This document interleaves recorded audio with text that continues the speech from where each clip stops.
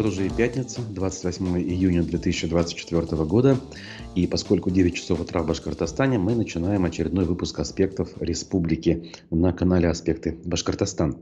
Я напомню, зовут меня Руслан Валиев. Я напомню, что мы очень ждем и приветствуем всячески ваше активное участие в наших эфирах с помощью лайков, с помощью комментариев в чате YouTube-трансляции, а также уже после того, как она заканчивается.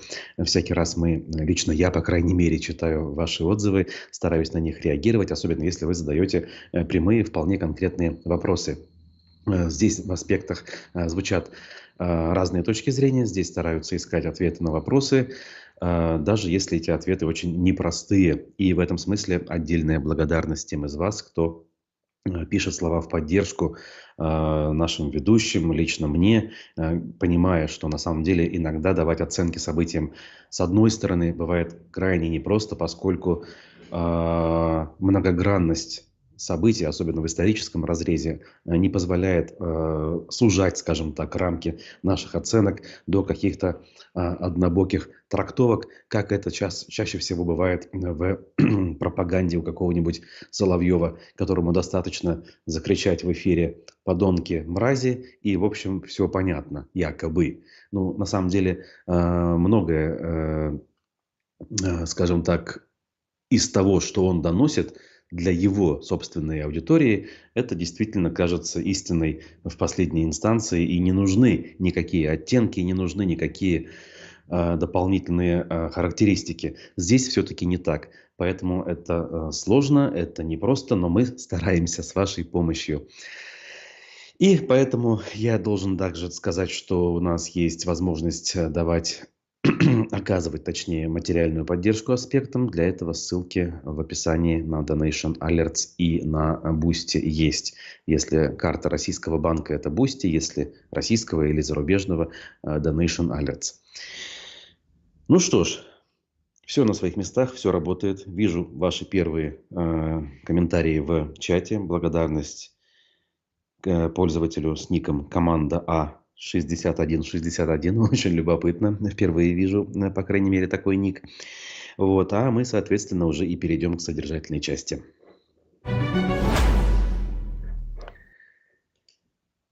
Так, ну что ж.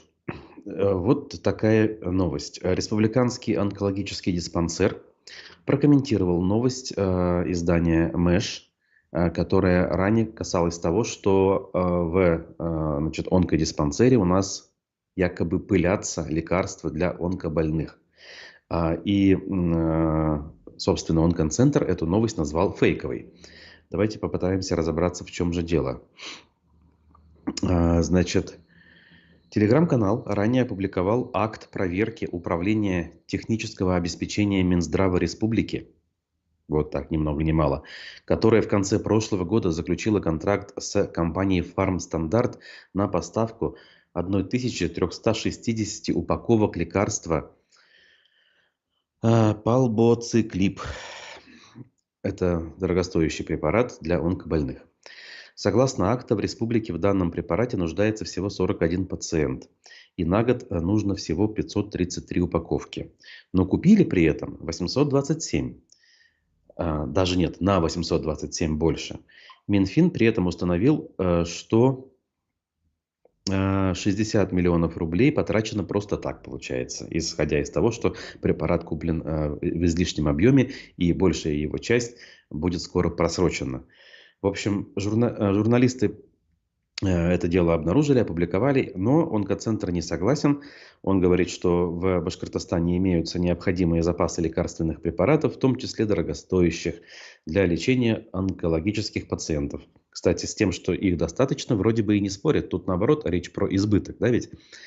Дальше продолжает онкоцентр. Все они закуплены по расчетам онкодиспансера, исходя из потребностей пациентов. Сроки годности находятся на строгом контроле. До их окончания все препараты будут использованы.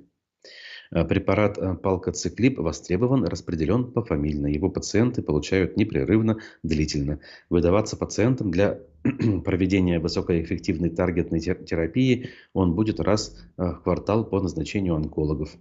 Вообще звучит, конечно, убедительно и все правильно. Надеюсь, в общем, так оно и есть.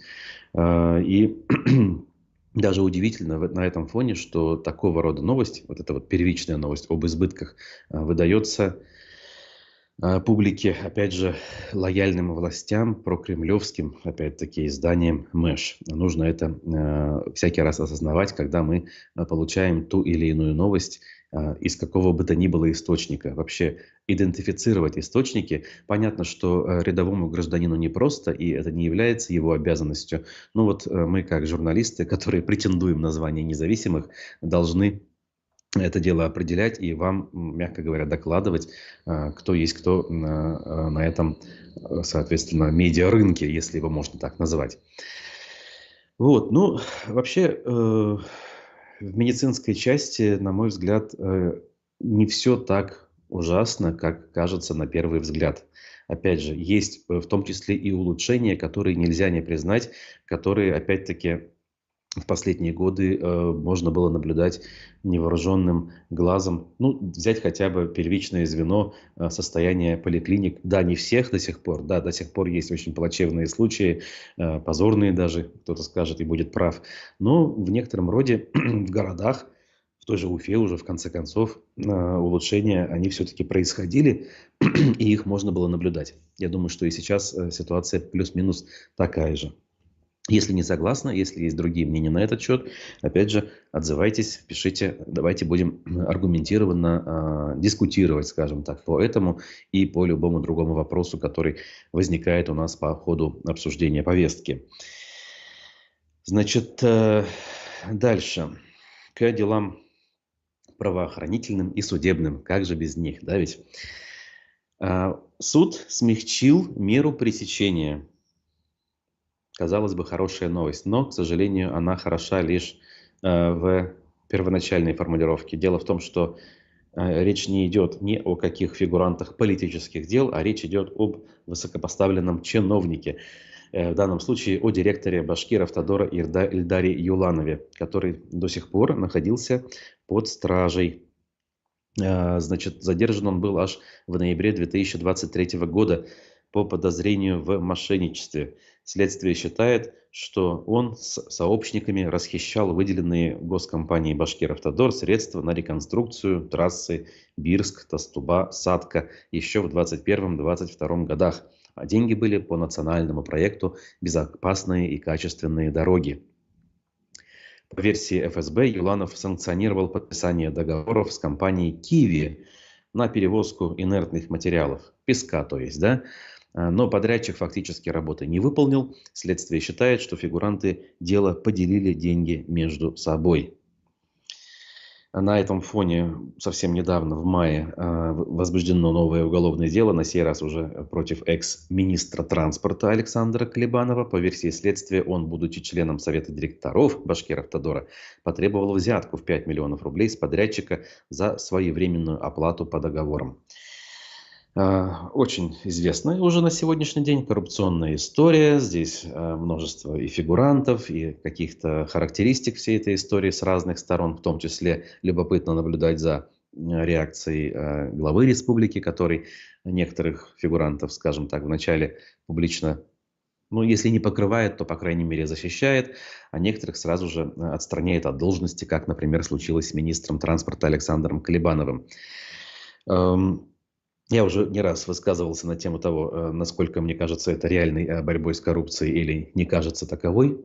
Подсказка, второй вариант кажется более вероятным. Грязней пауков в банке это больше, на это больше похоже. Хотя, наверное, и не без коррупции. Разумеется, в отдельно взятых случаях, когда мы говорим про дорожное строительство,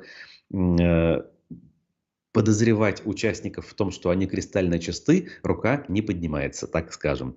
Вот. Соответственно, есть все основания полагать, что люди действительно виновны. Но будут ли серьезные наказания? Вопрос, опять-таки, открытый. Мы видим, что идет смягчение даже по линии содержания в СИЗО. То есть людей, которые действительно обладают ресурсами для того, чтобы и на свидетелей повлиять, и скрыться при желании за границу, их освобождают и выпускают на свободу.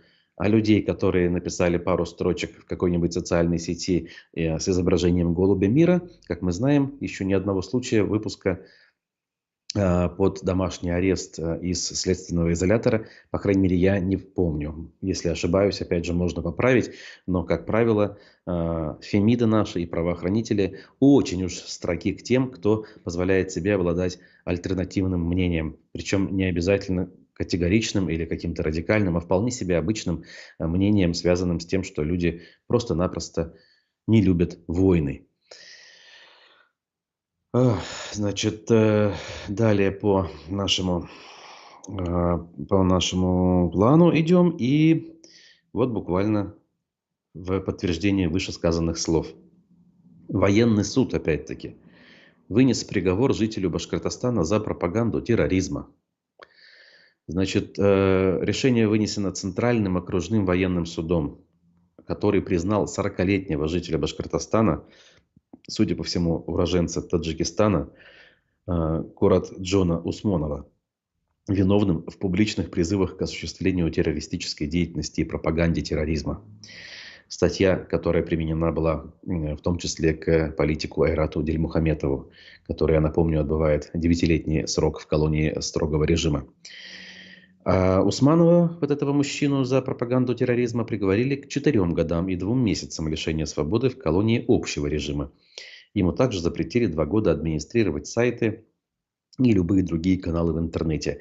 Так вот, в чем он якобы виноват? С января по сентябрь 2021 года Усманов якобы публиковал на своей странице в Одноклассниках посты и видеоролики, восхваляющие Хизбут Тахрир Аль-Ислами, запрещенную в России террористическую организацию.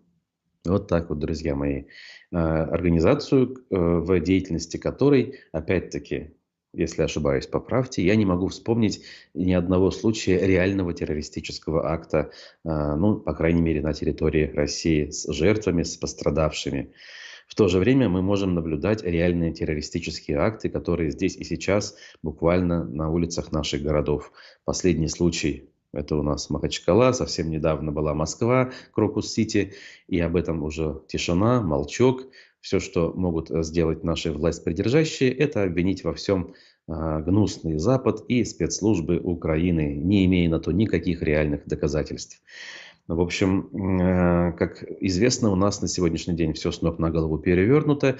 Реальных преступников мы встречаем, я не знаю, рукопожатиями и объятиями в Кремле. Возьмем лидеров движения «Талибан», которое захватило власть в Афганистане, на сегодняшний день до сих пор формально считается в России террористической организацией, но, соответственно, абсолютно является рукопожатной и вполне себе такой, знаете ли, дружественной.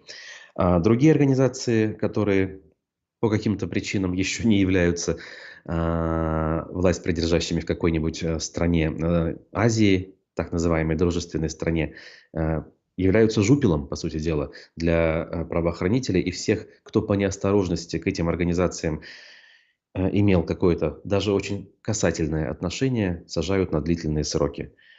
Я сейчас прежде всего про Хизбут Тахрир, конечно же. Не скажу, что большой специалист в этих отдельных идеологиях, не скажу, что их всячески приветствую и выступаю за разнообразие. Мне кажется, это все как бы излишками. На самом деле есть вещи на свете, которыми интереснее и полезнее заниматься, чем погружаться в какие-то ортодоксальные учения. Но надо все-таки оперировать же какими-то фактами или хотя бы наблюдениями даже. И реально понимать, кто есть на этом свете зло, кто есть террористы, а кто являются просто, знаете ли, блаженными, если хотите, людьми, которые в поисках ответов на сложные вопросы погружаются в свои какие-то раздумья, чтение каких-то книг, может быть, даже написание каких-то трудов. Вот.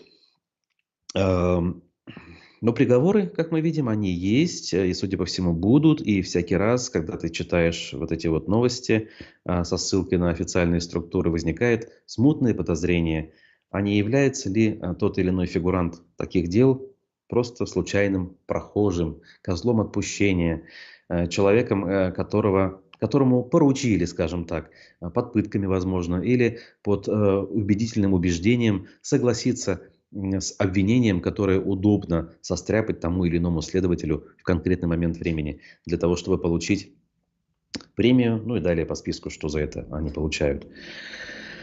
Наблюдая за тем, как свидетели зачастую даже не тайные, про тайных я вообще молчу, даже вполне себе открытые свидетели иной раз дают показания, как было в случае с Дильмухаметовым, у меня не остается, к сожалению, уверенности в том, что можно верить результатам так называемых следственных действий. В случаях именно, когда вот эти вот статьи касаются, точнее, следственные действия, не только статьи, касаются так называемого экстремизма и терроризма.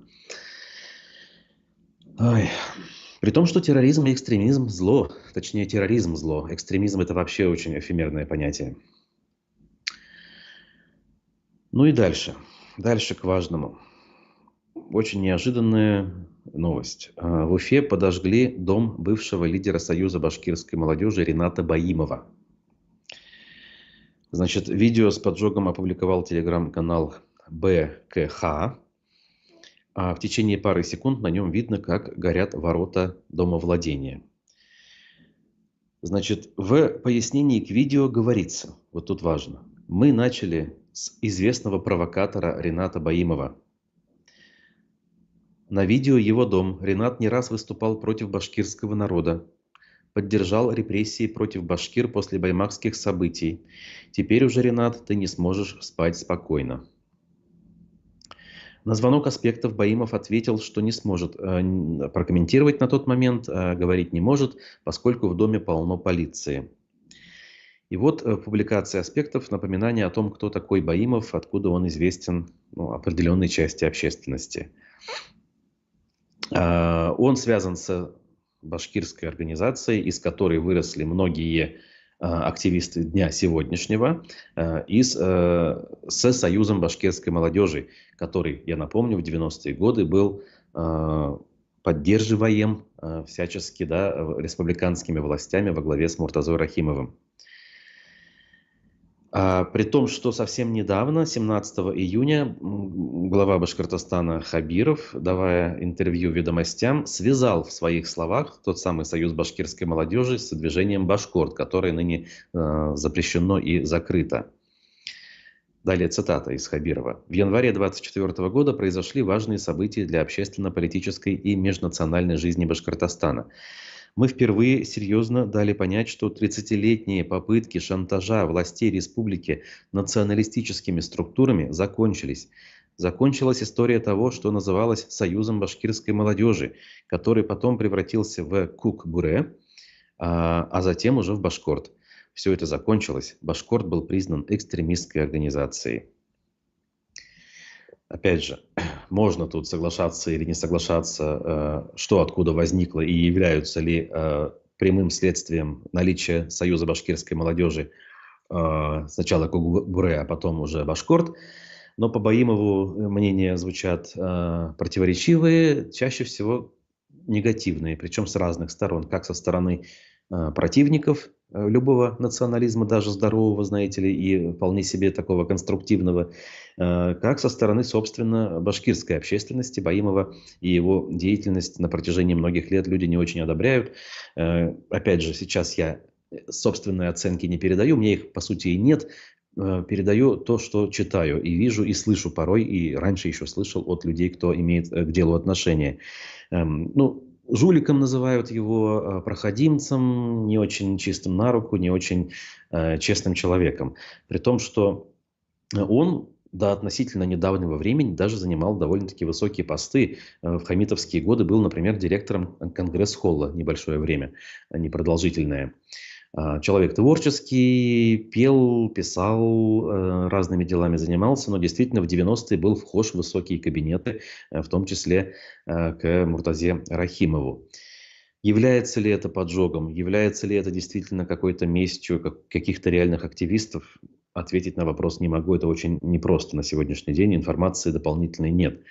Тем более, что почему, если предположить, опять же, что действительно ему активисты, оставшиеся на свободе, мстят за его какую-то провластную позицию. Ну, к слову, да, в последние пару лет Баимов занимался тем, что то ли на самом деле, то ли как-то, знаете ли, виртуально, но поддерживал так называемую СВО и даже занимался вербовкой туда военнослужащих. Вот, представляете, да? С одной стороны, башкортостанский, казалось бы, башкирский национальный активист, пусть и в прошлом выступающий за интересы коренного народа, с другой стороны, человек, который отправляет этих самых башкир на так называемую СВО, которая никому не нужна. И вот, значит, неужели могут так серьезно взяться за какого-то, извините меня, сбитого летчика и мстить ему таким образом? Мягко говоря, тоже вызывает подозрение этот момент и это объяснение того, что произошло с домом. Конечно, никому не пожелаешь пожара. Здесь сочувствие, всяческие слова поддержки. Надеюсь, там все более или менее обошлось. Подробностей не знаю. Вот. Но, опять же, переоценивать значимость его деятельности, например, в истории с Баймаком, где он, мягко говоря, не поддержал протестующих, по-моему, публично не было ничего такого. Не знаю, не уверен, что Овчинка выделки стоит с точки зрения такого рода мести. Опять же, активистов, которые реально способны на какие-то гражданские поступки, пусть и даже негативные в данном случае, ну, я не знаю, на свободе есть такие или нет, на свободе и на территории Башкортостана.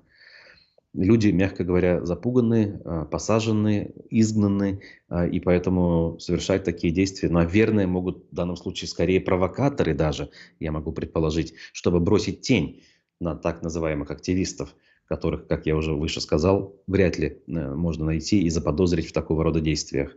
В общем, все это мутно, все это не вызывает доверия, опять же. Наверное, шлейф репутации, который есть у человека на протяжении многих лет, дает о себе знать.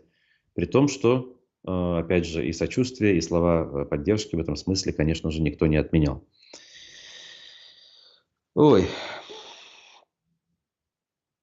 С другой стороны, вот Рустам Габдуллин пишет: Баимову это так и надо, Бог шельму метит. И такое мнение есть. Но я говорю, репутация у него так себе. И сказать, что человек был честным, каким-то последовательным отстаивателем каких-то идей, знаете ли, хотя бы в каком-то приближении, чтобы он был похож на тех, о ком мы всегда здесь говорим, про там Дильмухаметова, Алсынова, Чанышеву. Нет, конечно, близко рядом, как говорится, не сидел. Тем более, что вот вышеописанные люди у нас, как говорится, в списке террористов и экстремистов, о чем мы вынуждены всякий раз напоминаем, поскольку таковы странные и не очень хорошие законы, которые действуют в стране. Так, пропадала картинка на секунду, но она вернулась, и я продолжаю с большим удовольствием с вами общаться, дорогие друзья. Рюрик тут спрашивает про дебаты Байдена с Трампом. Нет, я не в курсе про дебаты как таковые и их не смотрел. Да, мне тут коллеги сообщают, что все нормально, но была проблема небольшая со связью. Я надеюсь, что немного упущено в нашем с вами диалоге. Ой, ну что ж, вот такие вещи происходят. Я напомню, кстати говоря, что по Баймакскому делу у нас продолжение дела Ильшата Ульябаева, признавшего вину 16 июля в Орске. А вот уже 2 июля ориентировочно еще один процесс по еще одному фигуранту стартует в Тольятти, то есть еще дальше от Башкортостана. Я не знаю, пока удастся ли какие-то сведения получать из этого суда, удастся ли аспектам или кому-то из коллег туда организовать не десант, конечно, но хотя бы какую-то журналистскую группу, пусть и самую маленькую. Но будем всячески стараться информацию все-таки получать и вам ее доносить. Но кроме нас, по сути, на сегодняшний день это делать, к сожалению, некому. Вот. Ну а сейчас самое время к следующей теме перейти, а для этого мы послушаем небольшой фрагмент вчерашнего эфира программы «Аспекты мнений». В гостях был наш постоянный эксперт, политолог Арсен Шаяхметов, и он говорил, в частности, о национальном вопросе через призму недавней драки студентов из иностранных государств, которая произошла на улице Пушкина рядом со зданием Верховного суда. Это особенно сейчас интересно и актуально на фоне вчерашних заявлений председателя Следственного комитета Александра Ивановича Бастрыкина, которого мы с вами тоже вспоминаем всякий раз, удивляясь тому, насколько он способен брать на личный контроль десятки и сотни, а то и тысячи уголовных дел по всей стране. Вчера он во всеуслышание заявил, что наш парламент федеральный не что иное, а государственная дура, тем самым повторив оговорку ли или специально ли сказанные слова Владимиром Познером еще аж в 2012 году. А Бастрыкин это все произнес не просто так, а в дискуссии касательно проблем с мигрантами. Следом я для проекта «Эхо» готовил портрет, медиапортрет данного персонажа. И он, как мы и предполагали, как я лично, в общем-то, понимал, очень разносторонний товарищ. И не только талантами блещет по поводу того, что может брать на контроль сотни и тысячи уголовных дел, но и много чего интересного. Поэтому подписывайтесь и заходите как минимум на телеграм-канал Эхо ФМ, ознакомьтесь с очень веселой и где-то противоречивой и возмутительной даже биографией этого товарища. Значит, он говорил про мигрантов, и про мигрантов же говорили у нас в программе «Аспекты мнений». Послушайте, а я к вам скоро вернусь с новыми важными очень новостями. У нас произошла на улице Пушкина драка студентов из Индии. Моментально этих студентов из БГМУ отчислили, заявив, что участники массовой драки были зачинщики, как бы всех вычислили. Вы тоже работаете в ВУЗе. Скажите мне, пожалуйста, почему такая острая реакция на обычную студенческую драку? Здесь нужно понимать, что в первую очередь она была организована, очевидно, реализована иностранными студентами. Иностранные студенты – это, в принципе, вопрос очень сложный. С одной стороны, это действительно показатель развития системы образования и вузов, и все университеты мира стремятся к тому, чтобы расширить линейку иностранных обучающихся, потому что это и демонстрация качества образования, и гуманитарная миссия, и, естественно, способ воспроизводства и университетской структуры, и самого высшего образования, потому что это, инструмент развития непосредственно. Инструменты мягкой силы для государства это тоже скрывать не нужно, потому что культурное влияние, оно действительно очень сильное. И сегодня, когда мы говорим о территориальном лидерстве, либо о региональном лидерстве, о лидерстве в сфере образования на глобальном уровне, иностранные студенты будут и есть основной показатель этого развития, потому что это дополнительные инструменты привлечения финансовых средств.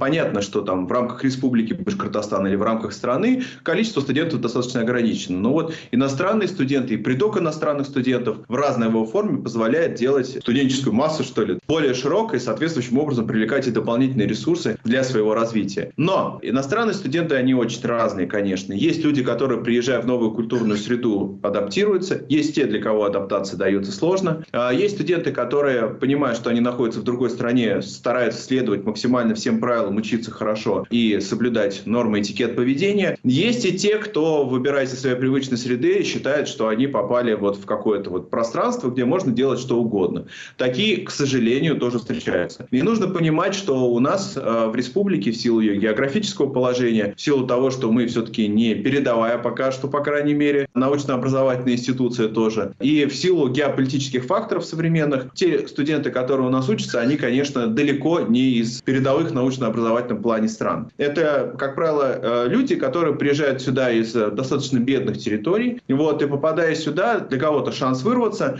но и для кого-то это возможность просто попасть в более безопасную, в более комфортную среду, впоследствии здесь остаться. Очень много желающих приехать в республику учиться, например, из условного Афганистана, из стран Центральной Азии, из Индии, опять-таки, страна тоже с очень большим социальным расслоением. А оттого и качество этих студентов, оно тоже бывает очень и очень разным. Памятуя о том, что миграционный вопрос становится очень актуальным в совершенно разных странах, конечно, к мигрантам, к иностранным студентам пристальное внимание. И, естественно, в случае, если они будут устраивать подобного рода потасовки, это будет находиться в постоянном фокусе граждан и жителей. Они будут говорить, зачем нам привлекать сюда людей, зачем нам нужно, чтобы они приезжали, для того, чтобы устраивать здесь погромы, дебоши и так далее. Конечно, мы понимаем, что 99% правонарушений, преступлений, которые происходят на территории страны, республики, это все-таки то, что инициируется самими жителями жителями там, нашего региона или нашей страны, доля мигрантов здесь значительно ниже. Но вместе с тем именно мигрантская тема становится, как правило, вот такой вот притчей во языцах и находится в таком глобальном фокусе обсуждения. Оттого, как мне кажется, и руководство вуза, и руководство республики для того, чтобы не возникали, во-первых, попытки повторения подобного рода событий со стороны других иностранцев, иностранных студентов в частности, и для того, чтобы не накалять вот эту общественную атмосферу, я рассматривал вот это решение в действительности как достаточно мудрое. Хотя я всегда стараюсь вступаться за иностранцев, иностранных студентов, понимаю, как им тяжело, да, но это не какая-то ошибка. Тут люди не оступились, извините меня. Это была сознательная акция какой-то там массовой потасовки, массовой драки в центре города. Это уже действительно прецедент, за который должны быть соответствующие санкции. И мы очень часто закрываем на такие вещи глаза, да, думаем, что ладно, простим, один раз бывало. Но вот мне кажется, что здесь это должно быть действительно демонстративно, да, чтобы иностранные студенты тоже понимали, что если они попадают в другую страну, нужно соблюдать все нормы. Но при этом я хочу отметить еще и тот факт, что, к моему большому сожалению, и к иностранцам, и к иностранным студентам в частности, в принципе, в обществе не очень хорошие отношения, в частности, со стороны государственных органов. Они рассматриваются все-таки как какой-то инструмент, способ для наживы для кого-то, но вот не такие полноценные, может быть, в чем-то и люди, и граждане. Да? Особенно это чувствуется в миграционных центрах со стороны представителей властей, самих граждан, да, которые так или иначе там, кого они проживают. Вот в миграционном центре очень тяжелая атмосфера, конечно, и атмосфера вот такого вот какого-то неприятия, недоверия. И, на мой взгляд, это та институция, которая должна в первую очередь способствовать социализации этих граждан, давать им какие-то максимально комфортные условия для того, чтобы они сюда приезжали и жили, но встречая вот такое вот где-то равнодушие, а где-то и неприятие государственной системы в частности, конечно, это откладывает отпечаток и на многих иностранцев тоже, в части их нежелания быть и находиться на нашей территории. Ну что ж, вот такой фрагмент на тему, казалось бы, такую, знаете ли, вполне себе житейскую, но раскрывающую очень важные составляющие жизни в современном обществе российском и во многих других странах. Тема мигрантов, она имеет значение. И, конечно же, всякий раз здесь наталкиваешься прям-таки на острые противоречия. С одной стороны, нужны рабочие руки, умы, мозги, я не знаю, все на свете. С другой стороны, ксенофобия, шовинизм прям-таки прут из так называемых скрепных наших с вами патриотов. И не только из патриотов, кстати говоря. Иногда, скажем так, подобного рода проявления и у нашего брата можно легко обнаружить. И в этом смысле, вот Евгений писал выше, с участием индийских студентов в первый раз такое, в отличие от выходцев из Центральной Азии и из Кавказа. Может быть, и не надо было отчислять. Кстати говоря, меня тоже, конечно же, удивила в этом смысле реакция Арсена Шаяхметова, политолога, что он одобрил отчисление. Господи, есть же меры воздействия для первого раза. Если бы люди систематически этим занимались, наверное, да, бесполезно, как говорится, бороться, профилактировать, нужно уже отчислять. Но здесь сходу прям-таки такое решение. Мягко говоря, когда отчисляют за, опять-таки, голубя мира, нарисованного на полях тетради, я уже не удивляюсь, хотя, конечно, возмущаюсь. Но в данном случае деньги получаете, в конце концов, живые, да, от этих самых иностранцев. И можете потерпеть, наверное. Но, опять же, принять меры, штраф, административное воздействие, все что угодно. Выговор, в конце концов, на доску позора повесить можно. Отчислять – такое себе решение. Выше Карлугас, во-первых, желал хорошей пятницы. Юма Мабарак Булхан, писал он. Спасибо, вам того же желаю. И по поводу признания вины баймакских узников возникает вопрос о некомпетентности адвокатов. Карлугас и все остальные, кто подобную мысль озвучивает, я тут не могу не согласиться. Конечно, возникает мысль, но надо понимать, что реальных адвокатов-правозащитников, которые работают за деньги, которые собираются, в свою очередь, пожертвованиями, их, я не знаю, пару десятков наберется, нет таких адвокатов среди более чем 80 фигурантов дел. Подавляющее большинство адвокатов – это обычные решалы, которые по определению вроде бы адвокатами являются, а по сути таковыми не являются. Коридорные адвокаты по назначению, которые не привыкли просто-напросто заниматься реальной защитой и отстаиванием интересов своих доверителей. Эти люди предпочитают идти по пути наименьшего сопротивления. Они понимают, что правоохранительная система, мягко говоря, таковой не является. И все, что можно сделать в интересах подзащитного, это уменьшить потенциальный срок. Для этого что нужно сделать? Правильно, признать вину и сотрудничать со следствием. В этом случае можно рассчитывать, конечно же, на обвинение, конечно же, на реальный приговор, но могут парочку лет скостить за вот это самое сотрудничество.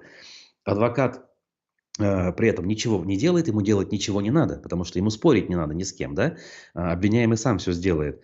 При этом, в конце концов, он получает свой гонорар, при этом он якобы добился хоть какого-то результата, то есть приговор смягчен.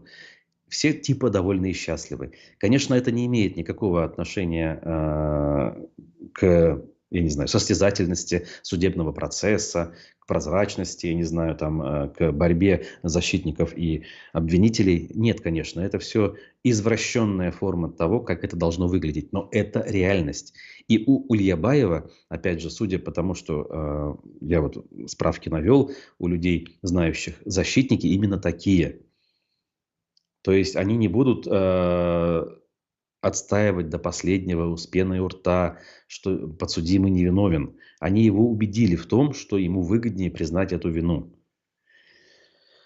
И таким образом, эта вся история играет на руку, опять же, правоохранителям и всем тем, кто эти самые репрессии запустил, задумал, скажем так, учинил. Потому что благодаря признанию вины хотя бы одним из участников процесса намного будет проще осуждать тех немногих, которые будут сопротивляться и говорить, что невиновны, поскольку ничего плохого не делали, никаких массовых беспорядков не было.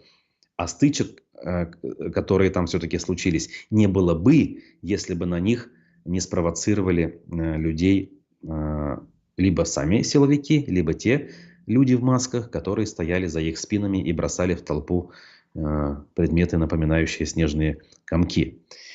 В общем, тут все очень печально с самого начала и, по сути, до самого конца, по крайней мере, до того этапа, на котором мы сейчас с вами находимся.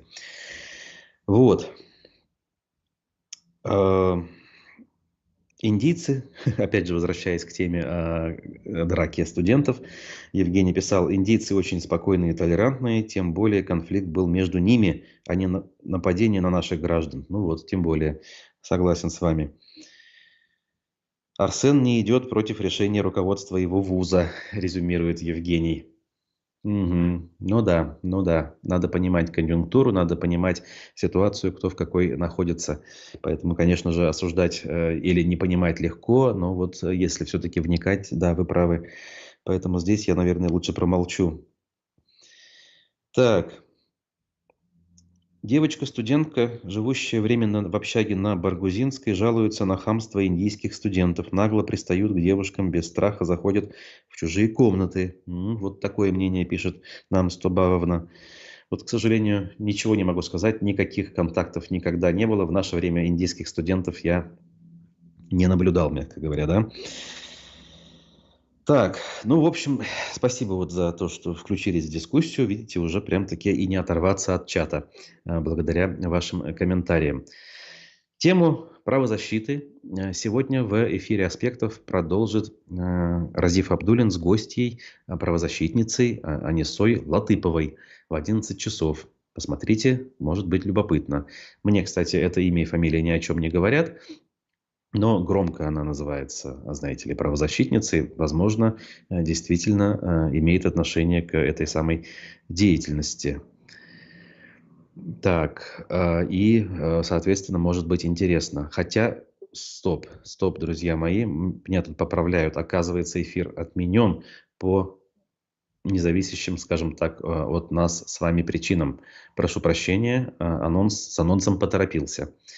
Ладно, будем надеяться, это случится как-нибудь в следующий раз, и, соответственно, мы это дело проанонсируем. Вот. В 11 часов вместо программы «Аспекты мнений» запланированы «Аспекты городской среды» с Олегом Арефьевым и Дмитрием Колпаковым, что тоже очень любопытно бывает традиционно. И всякий раз, казалось бы, темы плюс-минус похожи, но всегда с новой стороны, с новых граней наши проблемы заходят, соответственно, в этой программе. Поэтому, опять же, эфиры есть, не пропускайте. Вот. Ну, а я дальше иду. И наши с вами депутаты, с позволения сказать, Госсобрания Башкортостана, радостно отчитываются, что в Башкортостане начнет вещать новая пропагандистская радиостанция. На сей раз «Комсомольская правда». Это случится в первом квартале 2025 года на волнах 98,3 FM. Об этом сообщил депутат Рустам Ишмухаметов. Он, оказывается, принял участие в заседании Федеральной конкурсной комиссии по телерадиовещанию в Москве в качестве представителя Госсобрания вместе с исполняющей обязанности руководителя агентства по печати и информации Еленой Арямновой. Вон так вот. То есть государственная чиновница, депутат Госсобрания лично участвует в конкурсе на выдачу частоты ради, казалось бы, частной структуры, каковой является «Комсомольская правда». Ну, понятно, в общем, на сегодняшний день, кто и каким образом вообще может получить возможность вещания, например, в радиоэфире. По словам Ишмухаметова, федеральная радиостанция «Комсомольская правда» охватывает 45 регионов от Калининградской области до Камчатки, а ее ежедневная аудитория составляет более 2 миллионов человек. В апреле конкурс по закреплению 22-й кнопки при этом выиграл телеканал «Арис», который вещает в Кумертау и соседних районах. Вот такой вот фидбэк у этой новости есть. А касательно «Комсомолки» у меня сразу же, конечно же, возникают ассоциации и сравнения. У «Эхо Москвы» было, ну, знаете, регионов 17, что ли, то есть меньше 20 даже точно, и никаких не 45, в отличие от «Комсомольской правды». И ежедневная аудитория только в Москве иной раз превышала 1 миллион человек. Это о чем говорит? О качестве информационного продукта, о рейтинге, о востребованности. Конечно же, «Эхо Москвы» совершенно беззаконно, варварским образом ликвидированное, уничтоженное, оно имело свою аудиторию хорошую, знаете ли, качественную, скажем так, проверенную и довольно массовую по сравнению с тем, что вот эта вот пропаганда галимая делает и обещает начать делать в Башкортостане. Так. Сводки с фронтов каждый день на «Аспектах» выходят. Вчера как минимум 14 некрологов можно было обнаружить в новостях «Аспектов». И к 2300 количество погибших, посчитанных коллегами, уже приблизилось вплотную.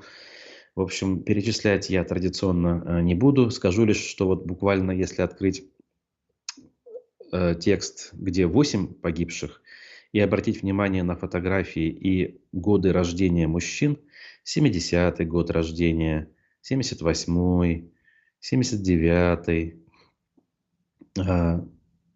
просто-напросто удивляешься и печалишься одновременно. Это люди, ну, мягко говоря, сильно старше, в том числе и меня, хотя я сам себя не считаю уже молодым человеком, да, и вот они зачем-то, скорее всего, большая часть из них добровольно отправились вот туда. Мы уже много раз говорили, что, понятно, причины могут быть разные, у каждого своя судьба, обстоятельства, прочее, прочее. Но вот так вот сложить головы совершенно бессмысленно. Ради чего, спрашивается. Кто-то скажет, зато не сложит головы также бессмысленно у себя на родине и просто так. Здесь хотя бы за деньги. Это все очень цинично звучит, все это печально. Как бы ни было, как бы я не относился отрицательно к самому этому явлению, в любом случае человеческие жизни в данном случае являются ценностью. Все-таки мужчины, чаще всего отцы. Рабочие руки, в конце концов, опять же, как бы цинично это ни звучало. В общем, следите, каждый день буквально в «Аспектах» публикуются сводки с фронтов. Именно самые печальные, самые неизбежные, к сожалению, сводки. Вот.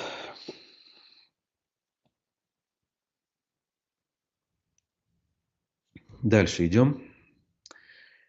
На фоне терактов, я напомню, в том числе в Махачкале, в Дербенте, чиновники в Чишминском районе пообещали отменить празднование Дня молодежи. Решили таки, знаете ли, быть в тренде, решили соответствовать веяниям времени. Но что-то пошло не так.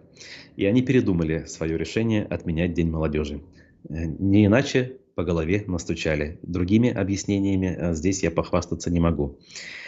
Значит, Мансуров, глава администрации, указал, объясняя решение все-таки вернуться к празднованию, внимание, что к нему поступило множество обращений от выпускников и родителей. Вон какие неравнодушные родители и выпускники. Выслушав претензии, было принято решение все же вернуться к изначальным планам. Отметим, 29 июня собственный праздник отмечают школьники, окончившие 11 класс, напоминает издание «Медиакурсеть». В Чешмах это будет праздноваться в Парке Победы. В общем, и в других местах, наверное, тоже будет праздноваться.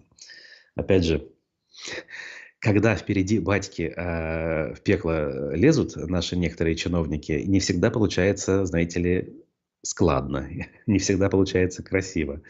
Вот ведь никогда не угадаешь, как начальству угодить. Они пытались, наверное, оказаться впереди планеты всей. Какие, смотрите, мы молодцы, реагируем на трагические события, отменяем праздники. И сейчас все нашему примеру последуют, и нас потом по головке погладят. А оказалось наоборот, не погладили, а наоборот пожурили, и им пришлось сослаться на несуществующие, разумеется, обращения граждан для того, чтобы вернуться к изначальным планам. Дальше. Городской телеканал ЮТВ. Ну, давайте немножко приятным новостям, что ли, да, каким-то таким жизнеутверждающим. Озон Marketplace запустил витрину товаров башкирского производства. Вот так вот. Значит, специальный раздел с товарами, произведенными в Башкортостане, там теперь есть. Об этом сообщило региональное правительство. Ну, вот так вот. Правительство рекламирует Озон. В подборке товаров находится более 50 производителей из республики. Видите, как люди работают, пока мы тут с вами, как тут писал один комментатор, лясы точим. А на 25 июня уже более 500, более 500, наверное, я бы сказал, позиций имеют пометку «Продукты из Башкирии». Покупателям предлагают мед, пыльцу и прополис. Понятно. А также травяные сборы из башкирских трав. Помимо типичных товаров, уже давно являющихся брендами региона, на витрине можно обнаружить необычные продукты. Например, ремесленный шоколад на башкирском кумысе, который продают за 361 рубль за плитку 100-граммовую. Вот так вот. Для тех, кто не любит сладкое, есть соленый натх, восточный аналог чак-чака, за упаковку которого придется отдать 331 рубль. Помимо этого, башкирские производители готовы предложить экологически чистый крем-суп с тыквой на кокосовом молоке. Ну вот насчет кокосового молока, конечно, есть смутные сомнения по поводу относимости к башкирской кухне. Значит, 4 пакета объемом 250 грамм этого блюда обойдутся в 1000 рублей без скидки. Ценителям жареной еды подойдет широкий ассортимент башкирского топленого жира от гусиного и свиного до бараньего и конского. Попасть в карточку товаров может любой предприниматель, производящий свою продукцию на территории Башкирии. Соответствующие контакты указаны в публикации ЮТВ вообще через министерство и через правительство, соответственно, Башкортостана. Туда можно выйти. Обещают всяческую поддержку. Ну что ж, любопытно. Любопытно, я бы попробовал. А что у нас пропаганда пишет? Пропаганда в лице Башинформа пишет следующее. Федеральные эксперты оценили эффективность экономики и госуправления в Башкирии. Давайте угадаем, как они оценили. Скорее всего, позитивно. Ну, разумеется, да? Ссылка идет на федеральный телеграм-канал «Незыгорь», который якобы, ну, наверное, правда, опубликовал новый аналитический доклад. Авторы представили рейтинг эффективности работы управленческих команд регионов, включая Башкортостан. В общем, тут целый расклад по поводу того, какие критерии были у авторов доклада. И вывод один очень простой. С каждым годом Башкирия уверенно идет вверх в рейтинге качества жизни агентства стратегических инициатив. Если в 2021 году она была на 40-м месте, в 2022 году на 25-м, то по итогам 2023 года заняла 12-е место и вошла в топ рейтинга. Ощутили ли вы, дорогие друзья, с 2021 года 4-кратный рост качества жизни в Башкортостане? 4-кратный, подчеркиваю. Было 40-е место, а теперь 12-е. Вопрос для меня риторический, а вы можете своими мнениями делиться. Важный подраздел этой пропагандистской статьи. Вызвать недовольство не удастся. Это, знаете, напоминают рубрики в программе «Международная панорама» еще до перестроечной эпохи. Там «Не дадим не знаю, подавить недовольство рабочих в Гренаде какой-нибудь. Вот подразделы программы начинались лозунгами. И здесь то же самое. Не дадим вызвать недовольство. Среди других значимых факторов успешного развития регионов-лидеров эксперты выделяют лоббистские возможности их руководителей регионов. Значит, и тут в подробностях описание того, как все хорошо, и поэтому никакого недовольства быть не может. А если кто-то недовольством пытается манипулировать и раскачивать лодку, как это у нас говорят в пропаганде и во власти, то им этого сделать не дадут, потому что вот эти вот деструктивные мнения, раскачивающие ту самую лодку, являются маргинальными. Широкие массы людей эти вещи не поддерживают, соответственно, все это очень легко пресекается на корню в зачаточном состоянии. Ну вот хочется, если пыль в глаза себе бросить, настроение поднять, пожалуйста, вот статья. Еще одна. Наверное, здесь уже не буду критиковать, а скажу, что прям-таки милая. Стала известна численность диких животных, обитающих в Башкортостане. Тут, конечно же, надо, наверное, определенный уровень скепсиса все-таки включить, потому что данные подсчитаны очень приблизительно, и подсчитаны они нашими башкортостанскими чиновниками Министерства экологии и природопользования. Но все-таки поверим этим цифрам. Смотрите, по сравнению с 2023 годом в Башкортостане отмечается увеличение численности лося на 14,6%. Косули на 22,3%, рыси на 28,4%, бурого медведя на 11,6%, бобра на 14%, глухаря на 18% почти. При этом произошло снижение численности кабанов на 5,1% и лисиц на 9,6%. В целом, за последние 10 лет в Башкирии наблюдается положительная динамика численности основных видов животных: лося, косули, рыси, барсука, зайца, русака, куницы, лесной, бобра. Например, лосей в Башкортостане, представляете, более 30 тысяч особей. Очень много. Косуль при этом 35 тысяч. Я всегда думал, что косуль больше. Они же помельче, скажем так, более мелкие животные обычно всегда представлены в большем количестве, но их чуть меньше, чем лосей. Рысей более 1000 штук, барсука 10 тысяч. Вон как. Около 650 волков всего. То есть волков меньше 1000. В 35 раз с лишним меньше волков, чем лосей. Ничего себе. Где волки, спрашивается. Бурых медведей и то больше, 2500. Более 14 тысяч белок, порядка 29 тысяч особей зайца-беляка. То есть зайцев меньше, чем лосей. Ну вот уже поэтому данные статистики немножечко вызывают сомнения. Кабанов при этом стало меньше с 10 тысяч до 2000. Ну, прям-таки чуть ли не исчезающая малая величина. А с чем связано сокращение в публикации, не указано. Вообще, конечно, невооруженным взглядом можно оценить, что количество животных диких, вообще дикая природа, она немножечко в последние годы взяла, скажем так, свое, взяла реванш и стала восстанавливаться. Это я собственными глазами еще наблюдал, мягко говоря, находясь дома. Это, с одной стороны, отрадно, с другой стороны, люди стали чаще бояться выходить в лес за ягодами, опасаясь встречи с медведями. Но, с другой стороны, каждому, как говорится, своя зона обитания, свой ареал. Ой. На днях посещали наш башкирский музей, пишет Зуля. Там нет фотографий Муртазы Рахимова, но зато фото Хабирова и участников СВО. Ну, какой это, кстати, музей? Национальный музей Башкортостана, видимо, да, вы имеете в виду? Что тут скажешь? Вот какое время, такой музей. Тут Рустем Ахтамьянов шутит. А давайте про дебаты Трампа и Байдена поговорим. Это же из-за них у нас все так плохо, а? Ох, хорошая шутка на злобу дня. Спасибо за хорошие разнообразные комментарии, дорогие друзья. А я буду завершать, закруглять нашу сегодняшнюю встречу и, по сути, итоговую встречу этой недели. Впереди еще аспекты городской среды. Не пропустите, не забудьте про лайки, комментарии и про помощь аспектам тем из вас, у кого есть на это возможность и желание. Текущие новости всегда в Телеграм-канале. Не забывайте про полезные ссылки, кстати, которые есть в описании к трансляции. Это не только ссылки для оказания помощи, это возможность подписаться на Эхо, например, да, про которое я постоянно упоминаю, в работе которого принимаю участие. Это мой личный YouTube-канал, Telegram-канал, где иногда появляются кое-какие соображения. В общем, подпишитесь. Да и на аспекты элементарно. Не все подписаны, я уверен. Канал аспектов – это важный источник информации, оперативный, своевременный и, самое главное, максимально правдивый. Будьте здоровы, до новых встреч и, соответственно, пока.